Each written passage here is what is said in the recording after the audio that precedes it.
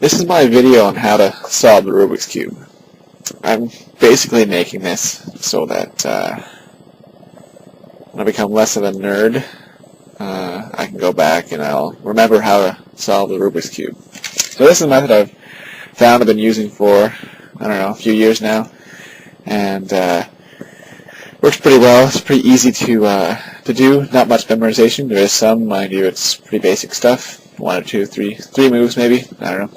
Anyway, so my method. You start out. You need to solve a 2 by 2 by 3 chunk of the cube. So, for instance, if we go along like this, tracing it down like that, and of course these pieces. So I need to have this chunk right here all solved. So I'll solve that right now.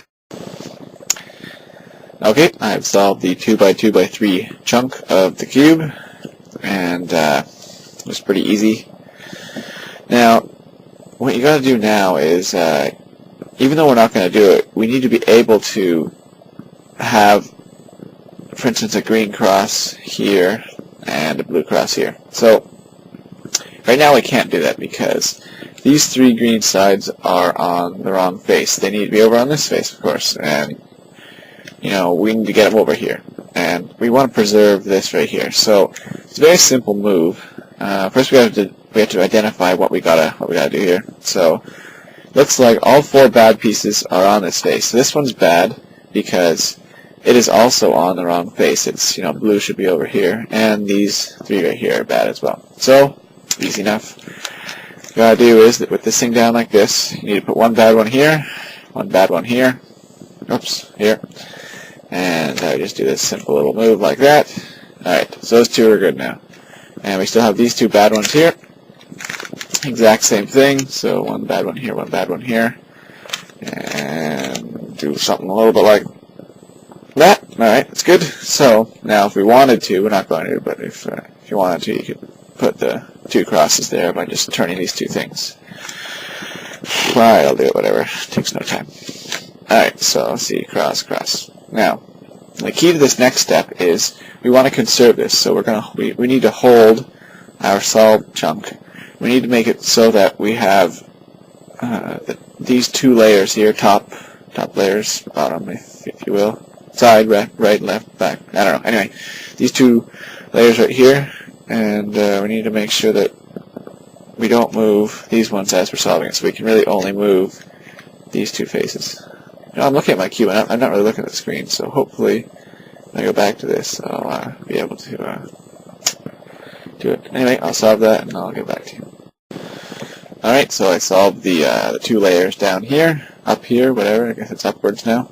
And next step is we need to make sure all 4 of these corners are in the right place. It doesn't matter what orientation they are, but so you can turn this around whatever you want, but you just gotta move it so that it solves best. So this one's good, this one's good, this one's bad, and this one's bad. So we gotta switch those 2 around. Do it with a very simple movement. We just go like this. So these are the 2 that we wanna move.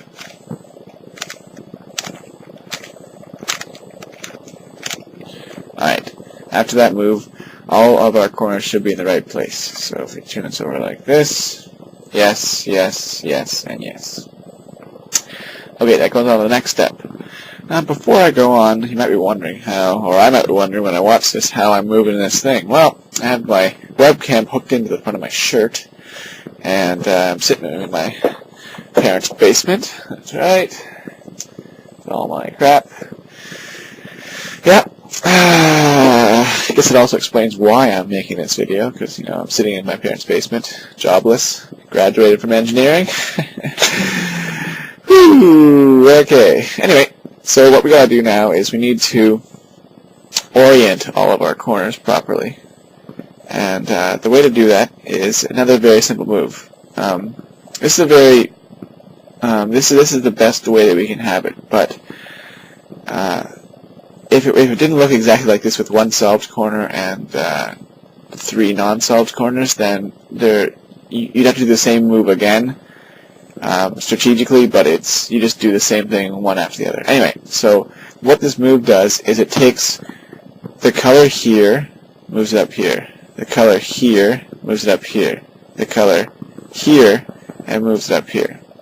So for instance, when I'm doing this, I only have to do it once. But if none of these faces were green, or none of these pieces were green up, then what I want to do is I'd want to do this one move once so that I get one corner solved properly, and then I do it again to solve the other three.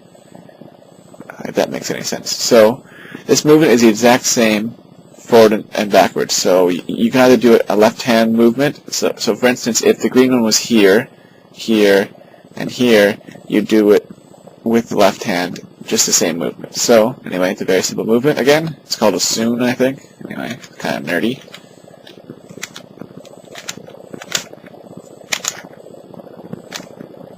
Alright. Now what we have is in this case, we have it completely solved except for these four pieces here. So what needs to happen is we need to have this piece go over here, this piece go over here. Man, my arms look friggin' huge. I guess it's the perspective or something. I've gained weight, I guess, you know, being a bum and all, but still like a big fatso. Anyway, now I think there's a better way to do this than the way I think, but or the way I know. Sorry, I don't know. Anyway, you'll find I ramble a lot. I'll find I ramble a lot. So I guess I'm the only one going to view this thing. So what I find is that most of the time there'll only be three of them that are not properly placed, and then there'll be one that is properly placed. And when that happens, they'll be in a spiral pattern. So for instance, this one would need to go here, this one would need to go here, and this one would need to go here. That's very important because that determines the direction at which you do this next move. Okay? So, because this forward pattern doesn't happen very often, I don't even know a better way to do this. So all I do is I just do the same thing twice. I like repetition, you know. It doesn't take that much longer. So anyway, it's a very basic move again. Watch closely.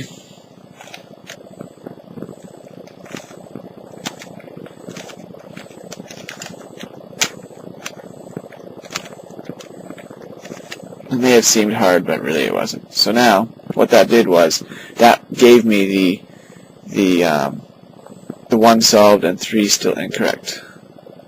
See that? Okay, so now the last thing to do is you need to orient these three. We're going to use the exact same move, except this time you need to do it in the right direction. So, as you see here, the white needs to go to the right, blue needs to go across, and red needs to go to the right. And so that determines which direction you turn it for the second move in this thing. So, you watch this move again. I turn the front face, you know, twice, I guess, and then I turn this towards the direction that I wanted the white to go. So I want the white to go to the right, so I'm going to turn this thing to the right, and then I continue on. If it was the opposite, it would be the opposite.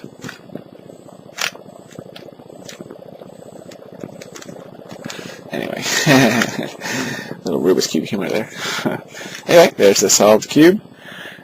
Using this method of, you know, average maybe minute 30, something like that, without any hand tricks, just, you know, going fast. With hand tricks, I think you can go faster. Also, if you can use this method, but then you can improve upon it with, you know, better algorithms for instance, when you have the four things, or, anyway, there's other times when, when you solve the four corners, there's an easier way to solve the four corners, depending on the exact thing that you have, but just doing those basic moves repetitively, you get the same result. It doesn't take that much longer, and, you know, a minute and a half is pretty good. Mind you, it really won't impress the ladies that much, but, you know, whatever. Anyway, I hope you enjoyed my video. Hope you enjoy my contraption. Here's my desk. Might as well walk you around the room. This telescope, not mine. My TV, as you can see, the same desktop as my computer, so, you know, I can drag this thing over here. See it down there. Woo! Okay, anyway. In my bed. Alright. Anyway. That's how you solve a Rubik's Cube. Woo-hoo!